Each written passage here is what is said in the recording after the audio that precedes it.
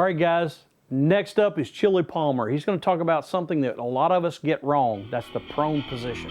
Hi, I'm Chili Palmer with Viking Tactics. I'm here with my son, Michael Palmer. We're out at Core Shooting Solution in Baker, Florida. What we're going to do is go over the prone position using a carbine. What we have here is the Christian Arms VTAC 15 model with the Lucid scope and Silencer Co. suppressor.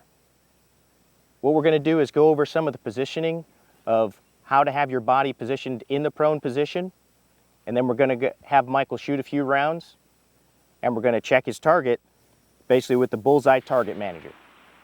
So first thing, with the prone position, we want to look at his feet.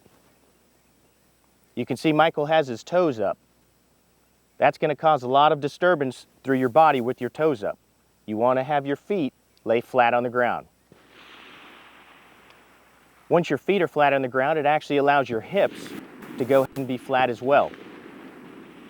The next thing we want to look at is his spine for the natural point of aim. The big thing there with the natural point of aim, it allows us to manage the recoil, but also bring the gun back on target faster by the natural recoil setting it back where we actually had it on target. So you can see here Michael's kind of canted behind the gun. We want him to go ahead and shift over to the left a little bit to get more of a natural point of aim, and it should be a comfortable position. Within his position as well, he has his sling around his body. We want the sling tight. We're going to load the front bipod legs in the Viking Tactics drag bag that we're using. He's going to make sure that he has good breathing control, good trigger squeeze, and follow through on target. Michael, you ready to do a 3-shot group? Yep. All right, send it.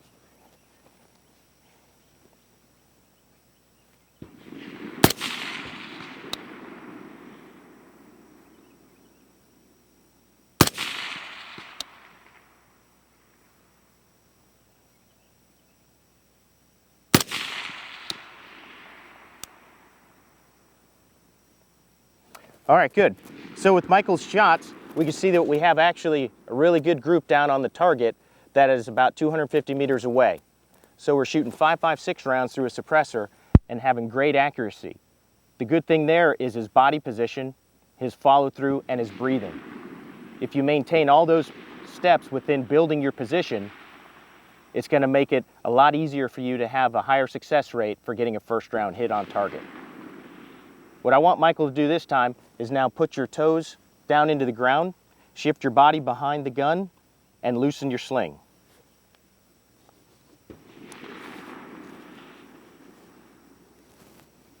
All right, give me a good 3-shot group.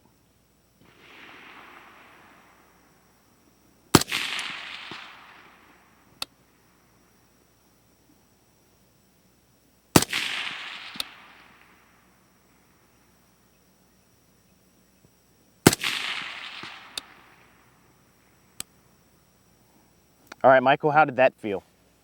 It's definitely not as stable. Did you feel a lot more wobbly? Yeah. All right, how was your breathing on that one? Definitely had to focus more on the breathing there.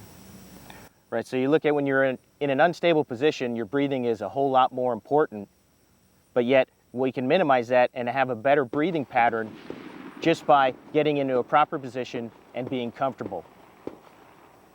It was harder for him to get good hits on target, not being in a good prone position. So always remember to be comfortable, breathing, feet flat on the ground, which in turn puts the hips down, and of course, we want a good tight sling. This is Chili Palmer for Viking Tactics. Stay in the fight. Hi guys, I'm Nate Stokes from Advantage Group. Today I'm going to talk to you about prepping your sling for storage of your rifle in your vehicle. As a full-time law enforcement officer, I'm oftentimes deploying a carbine out of my patrol car of an overhead rack. Inside my patrol car, just like in your car, there's a ton of snag hazards. Things like headrests, steering wheels, and armrests can really slow down you getting the rifle out of the car. I've seen several people really get themselves in a trick bag trying to get their rifle out in a hurry and end up wrapping it around a headrest. So to counteract that, I use a trick that Kyle Lamb taught me. I stack my sling along my buttstock and I secure it in place. Right now I'm using a piece of shock cord. You can use a rubber band or also some masking tape if you're in a hurry. Once I've got the sling stacked along the stock, to deploy it, all I have to do is give it a quick tug and the rifle's ready to be slung.